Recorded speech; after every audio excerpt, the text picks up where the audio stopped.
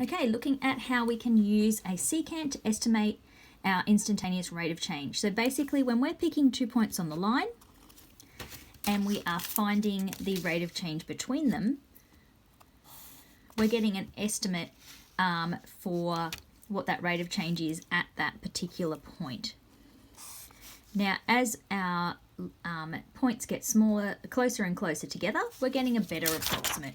So when you are doing an exercise on this particular topic, you may find that you're given a distance to find it between, or given points to find it between, like this one that we have here.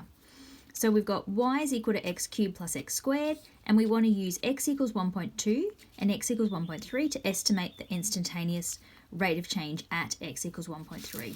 So we're going to sub the 1.2 and the 1.3 into that rule to find y values. So y of 1.2 and y of 1.3.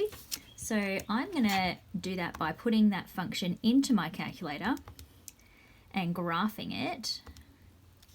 So I've got it on my screen, and then I'm going to do my second trace 1 to find a value. So I'm going to do my 1.2, and that gives me 3.168.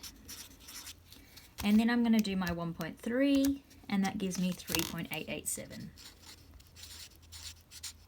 So to find that estimate for the instantaneous rate of change, I'm just going to do my 3.887, take away the 3.168, and then on the bottom I've got the 1.3, take 1.2, which is just equal to 0.1.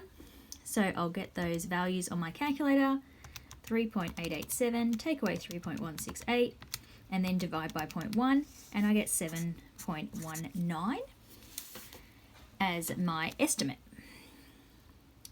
So we can also, on the calculator, actually get that from the graph. So if we wanted it at 1.3, which is what they were asking, I'll quickly show you.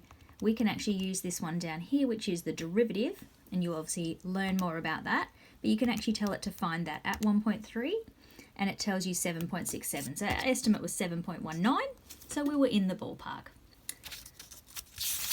Now in the next video, I'm going to go through velocity and how we can apply our knowledge of rate of change to that.